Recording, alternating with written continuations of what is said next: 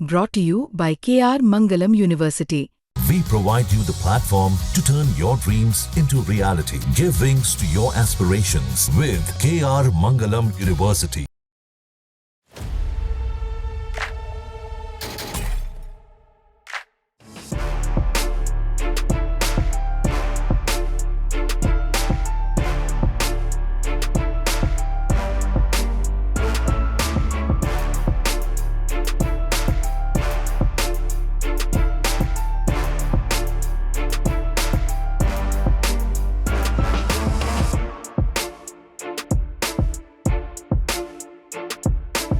नमस्ते, जय हिंद दोस्तों। दुनिया वाले देख रहे हैं आप। दुनिया वाले के इस एपिसोड में हम बात करने जा रहे हैं विश्व युद्ध 3।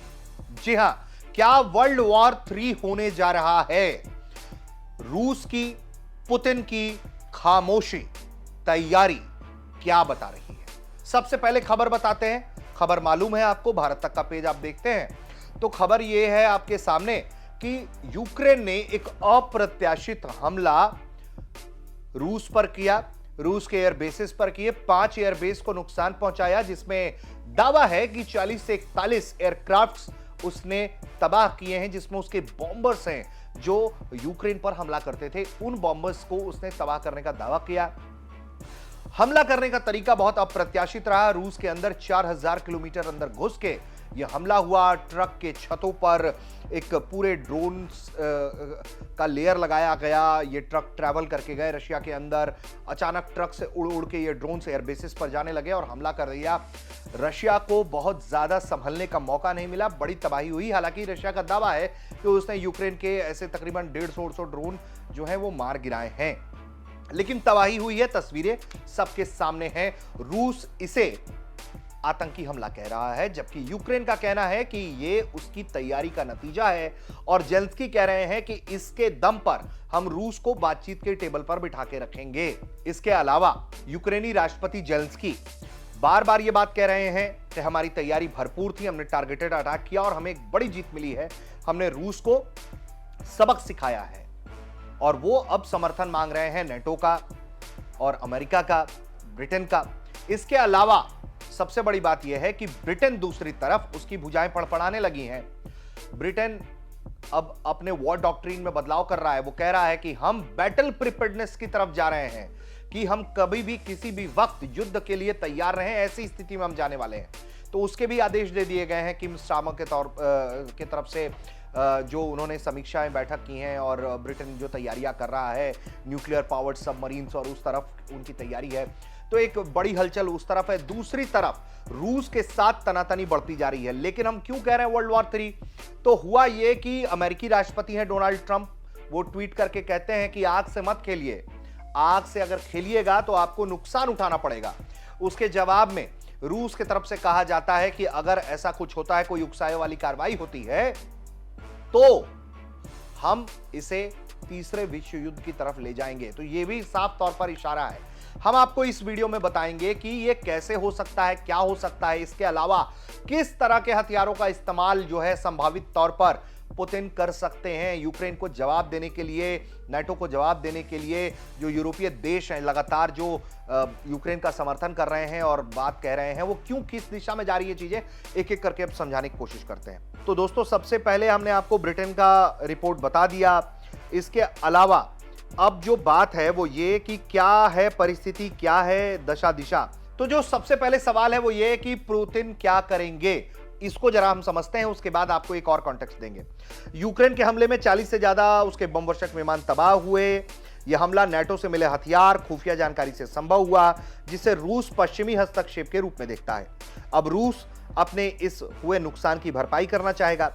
पुतिन की संभावित प्रतिक्रियाओं में क्रूज मिसाइलें, हाइपरसोनिक मिसाइलें, किंजल का इस्तेमाल हो सकता है। रूस के पास यार्स न्यूक्लियर मिसाइलें हैं। यार्स एक 3 स्टेज वाला ठोस ईंधन मिसाइल है। ये कोई multiple independently टारगेबल re entry vehicle से ले जाया जा सकता है, जिसमें से प्रत्येक में से एक थर्मो न्यूक्लियर वॉरहेड होता है। ऐन मौके पर परमाणु हथियार का इस्तेमाल पुतिन करेंगे या नहीं, इसकी संभावनाएं बहुत डाइसी हैं। लेकिन अगर ऐसा होता है तो यह वैश्विक विनाश का कारण बनेगा और यहां से थर्ड वर्ल्ड वॉर की शुरुआत हो सकती है। रूस का जवाबी हमला यूक्रेन के सैन्य और एनर्जी स्ट्रक्चर को तबाह करने के लिए किया जा सकता है और रूस का लक्ष्य यूक्रेन की ड्रोन मिसाइल उत्पादन क्षमता को कमजोर करना, नाटो समर्थन को बाधित करना है। जो बार बार हम कह रहे हैं कि तीसरे विश्व युद्ध का खतरा क्यों है। रूस अपने शासन पर लगातार यह बात कहता रहा है कि अगर इसे कोई तीसरा देश हस्तक्षेप करेगा तो यह तीसरे वर्ल्ड वॉर की तरह ही है। पुतिन इस वक्त यूक्रेन में नाटो देश के दखल से बेहद खफा है। पुतिन ने पहले भी कहा है नाटो का हस्तक्षेप सभ्यता के विनाश का कारण बन सकता है। मई 2024 में दिमित्री मेदवेदेव ने परमाणु युद्ध की चेतावनी दी थी। यदि रूस इस हमले को नाटो की चुनौती मानता है तो ऐसा माना जा सकता है कि इसके लिए इस्तेमाल न्यूक्लियर वेपन किया जा सकता है और यह तीसरे वर्ल्ड वॉर की चेतावनी हो सकती है। ट्रंप ने भी यह कहा था कि यह जो संघर्ष चल रहा है यह तीसरे विश्व युद्ध में बदल सकता है। इसके अलावा कई और बड़े चेहरों ने भी माना है कि यह संघर्ष जिस तरीके से बुरी स्थिति की तरफ जा रहा है वो तीसरे विश्व युद्ध की तरफ है। वहीं रूस और जर्मनी के बीच में भी तनातनी बढ़ गया है। देखिए एक नया मोर्चा एक खुलता जा रहा है जहां जर्मनी उकसा रहा है रूस को और यूक्रेन को कह रहा है कि भैया आपको लॉन्ग रेंज वाले देंगे, कोई लिमिटलेस, मारिए जितना मार सकते हैं रूस को। अगर आप ऐसी कोई कार्रवाई करेंगे तो यकीनन फिर रशिया का भी रिटेलिएशन होगा और उससे नुकसान होगा। किस हद तक ये जा सकते हैं उस पर भी हम बात करेंगे। तो रूस और जर्मनी के बीच में जो खुन्नस है वो बड़ा है। जर्मनी बेखौफ होकर यूक्रेन को हथियार दे रहा है। अल जजीरा के मुताबिक जर्मनी के विदेश मंत्री जॉर्जन वदफुल ने हाल ही में कहा कि उनका देश यूक्रेन को 1000 किलोमीटर तक मार करने वाली तारूस मिसाइलों की सप्लाई कर सकता है। जर्मनी के चांसलर फेडरिक मर्ज तो इससे आगे चले गए। उन्होंने कहा कि उनका देश यूक्रेन को मिसाइलों की सप्लाई करते समय रेंज की कोई समय सीमा तय नहीं करेगा, यानी कि जर्मनी किसी भी रेंज तक मार करने वाले मिसाइल की सप्लाई यूक्रेन को कर सकता है। जर्मनी नाटो का अहम मेंबर है और यूक्रेन के राष्ट्रपति जेलेंस्की हाल ही में जर्मनी का दौरे पर थे। वहां उन्होंने मर्ज से मुलाकात की और लंबी दूरी की मिसाइलें विकसित करने के लिए भी मदद मांगी और उनसे और हथियारों का जखीरा और समर्थन मांगा। हाल के वर्षों में पुतिन बार बार ये बात कहते रहे हैं, तीखे शब्दों में वो चेतावनी देते रहे हैं। 14 अगस्त 2024 का एक पुतिन का बयान है जिसमें वो कहते हैं कि हम ये आशा करते हुए लंबे समय से धैर्यवान रहे हैं कि स्थिति सामान्य हो सकती है, लेकिन कीव और उसके नाटो मास्टर्स ने संघर्ष को चरम पर ले जाने का फैसला किया है। हम उन्हें जवाब देंगे। हमारे दुश्मन नष्ट हो जाएंगे। दुर्भाग्य से हमारे पास कोई और विकल्प नहीं है। तो इस पूरे भू राजनीतिक तनाव में नाटो का रोल बहुत अहम हो जाता है। नाटो जैसे ही आएगा या किसी भी नाटो के पैक्ट वाले देश पर पुतिन अगर हमला करने की दिशा में आगे बढ़ते हैं तो फिर एक साथ मानिए कि रशिया के सामने 30-32 देशों का एक अलायंस खड़ा होगा जो हमले कर रहा होगा रूस पर। तो ये एक बहुत बड़ी बात है। इसे फिर रशिया कैसे टैकल करेगा ये भी एक बड़ी चुनौती है।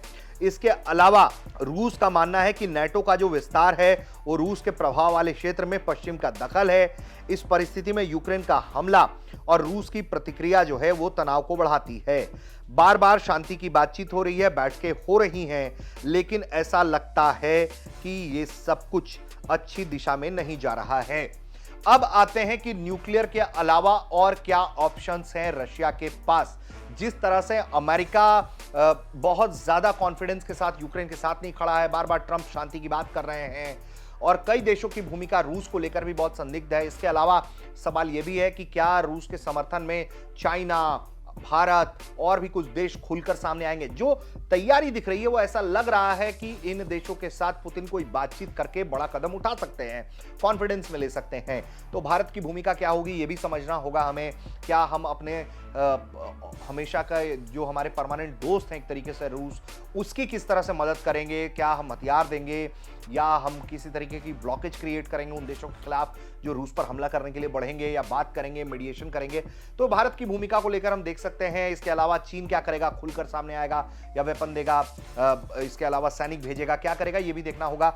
लेकिन जो स्थिति परिस्थिति बन रही है वो तीसरे विश्व युद्ध की तरफ बढ़ रही है, क्योंकि जिस तरह से नाटो का समर्थन लगातार मिलता जा रहा है यूक्रेन को, वो रूस को भड़काने वाला है। और जिस तरह से ये तबाही हुई है और जिस तरह से रूस बहुत कैलकुलेटेड बातचीत कर रहा है, ऐसे में लग रहा है कि कोई बड़े कदम की तरफ जा रहा है। तो न्यूक्लियर के अलावा और क्या हो सकता है? न्यूक्लियर के अलावा रूस के पास संभावित तौर पर एक और ऐसी मिसाइल है जो भीषण तबाही ला सकती है, उसके बारे में बताते हैं। तो रूस के पास न्यूक्लियर हथियारों के अलावा भी कुछ खूंखार हथियारों का विकल्प है। पुतिन ने एक प्रेस कॉन्फ्रेंस के दौरान बताया था कि किस तरह से न्यूक्लियर हमला किया जा सकता है और उसके अलावा भी कुछ और चीजें हैं उनके पास। पुतिन से एक प्रेस कॉन्फ्रेंस में जब यह सवाल हुआ था कि क्या आप न्यूक्लियर स्ट्राइक की तरफ बढ़ रहे हैं, तो उन पर उन्होंने जवाब दिया कि मल्टीपल सिस्टम का वो इस्तेमाल कर रहे हैं, एक स्ट्राइक के लिए किया जाता है, जैसे 2 या 3 या 4 सिस्टम, तो इससे न्यूक्लियर हमला भी किया जा सकता है। इसके अलावा इसकी कोई तुलना नहीं कर सकता। लेकिन यह परमाणु मिसाइल नहीं है जो उन्होंने बताया था, क्योंकि ये एक हाई प्रिसीजन मिसाइल है, इसमें न्यूक्लियर हथियार नहीं लगाए गए हैं, इससे पर्यावरण को कोई नुकसान नहीं होगा। जब ये तमाम सवाल तब हुए थे जब हाल ही में रूस ने एक यूक्रेन के दिप्रो शहर पर एक हाइपरसोनिक बैलिस्टिक मिसाइल से हमला किया गया था। इसके बाद दुनिया चौकन्नी हो गई थी। हालांकि रूस ने कहा था कि हम तो ट्रायल कर रहे थे, मिसाइल में कम ताकत के हथियार लगाए थे। इसके बाद कई तरह के सवाल उठे थे जिस पर सफाई खुद पुतिन ने पेश की थी। तो पुतिन ने जब इस मिसाइल की जानकारी दी तो यह बताया उन्होंने कि ये जो मिसाइल है वो अपने टारगेट की तरफ 10 मैक यानी कि 11,000 किलोमीटर प्रति घंटे की ज्यादा की स्पीड से हमला करने में सक्षम है। ये 3 किलोमीटर प्रति सेकंड की गति से जो है वो उड़ान भरती है। इसमें जो हथियार लगाए जाते हैं वो सबसे बड़ी बात है कि 4000 डिग्री सेल्सियस का तापमान पैदा करता है, जिसमें दुनिया का कोई भी धातु कंक्रीट पिघलाया जा सकता है। सूरज की तरह की सतह का तापमान 5 से 6500 डिग्री सेल्सियस है। यह जहां गिरेगी तबाही पक्की है, सब पिघल जाएगा। और सबसे बड़ी बात है कि इस मिसाइल हमले से क्या कोई चीज इसे बचा सकती है। इस पर पुतिन ने बताया था कि इसमें ऐसा हथियार लगा है जो 4000 डिग्री सेल्सियस का तापमान पैदा करता है, यानी कि लगभग सूरज जितना गर्म इसका हथियार है, या उसके गिरने के बाद पैदा होने वाली ये जो गर्मी है वो 4000 डिग्री सेल्सियस की होती है। इसकी टक्कर किसी उल्का पिंड के टक्कर से कम नहीं है। इतिहास गवाह है कि उल्का पिंड की टक्कर से कितनी बड़ी तबाही मचती है। इसकी टक्कर से इतना बड़ा गड्ढा बन सकता है कि उसमें एक झील बन जाए। इससे होने वाला नुकसान कंपेयर नहीं हो सकता। यह मिसाइल जमीन के अंदर 4 से 5 मंजिल तक भेज सकती है, यानी जमीन के अंदर भी बचने का इसमें कोई चांस नहीं है। जो मिसाइल का नाम बताया जाता है वो ऑर्सेनिक कहते हैं इसे। और एक जब सवाल हुआ था उनसे कि क्या ऑर्सेनिक मिसाइलें सबसे सिक्योर्ड बंकर को भी उड़ा देती हैं, तो पुतिन ने बताया था कि इसका तापमान, गति इसे किसी तरह के बंकर को उड़ाने की ताकत देता है। यह किसी उल्का पिंड की टक्कर से कम नहीं है, जो बार बार वो बात जोर दे रहे हैं। तो सवाल यह है कि ऑर्सेनिक मिसाइलें कितनी हैं रूस के पास। तो इस पर पुतिन ने बताया था कि हमारे पास कई ऑर्सेनिक मिसाइल सिस्टम हैं जिसे हम किसी भी वक्त तैनात कर सकते हैं। हम लगातार इस मिसाइल सिस्टम का इस्तेमाल अपने दुश्मनों पर करते रहेंगे। अगर उन्होंने हमारे इलाके पर हमला नहीं रोका, जिसमें वो पश्चिमी देशों से बनी लंबी दूरी की मिसाइलों का इस्तेमाल कर रहे हैं, तो हम भविष्य में भी युद्ध क्षेत्र में इस मिसाइल की टेस्टिंग कर सकते हैं। तो सबसे बड़ी बात है कि क्या रूस ऑर्सेनिक मिसाइल का इस बार फिर इस्तेमाल करेगा या फिर वो न्यूक्लियर हमले की तरफ जाएगा। इन तमाम तरह के सवाल हमें रूस की चुप्पी में तलाशना होगा, ढूंढना होगा। लेकिन जिस तरह से जर्मनी, फ्रांस, नाटो एक तरीके से बैक कर रहे हैं यूक्रेन को, दूसरी तरफ अमेरिका बार बार चेक एंड बैलेंस नीति पे है। अमेरिका का स्टैंड बहुत क्लियर नहीं है। ऐसा लगता है कि अमेरिका, ट्रंप जो है वो पीछे हट जाएंगे। क्या रूस इस बात को सिक्योर कर सकता है कि हम यूक्रेन पर हमला करें और इसमें अमेरिका इन्वॉल्व नहीं हो, या नाटो पर हमला करें और अमेरिका इन्वॉल्व नहीं हो? तो ये देखना होगा, क्योंकि अमेरिका लगातार नाटो की सुरक्षा के लिए अपने वादे कस्में निभाता आया है, बताता आया है, बोलता आया है।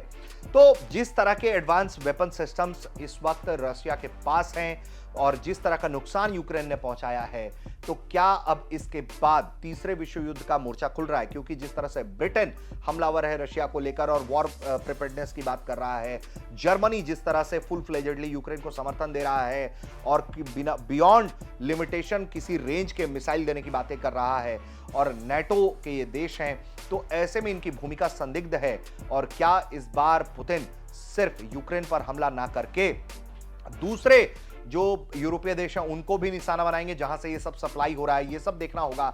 लेकिन जिस तरह की तबाही मची है, जिस तरह का नुकसान हुआ है, उसके बाद से तीसरे विश्व युद्ध की जो आशंका है, जो बातचीत लगातार हो रही थी हाल के दिनों में, वो बढ़ गई है और इसको लेकर पूरी दुनिया अलर्ट है। भारत भी लगातार इस स्थिति पर निगरानी रखे हुए है।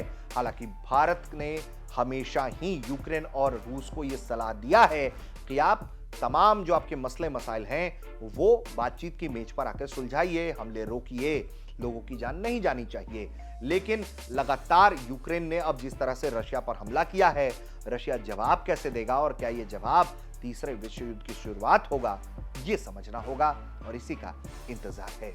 आप देख रहे थे दुनिया वाले।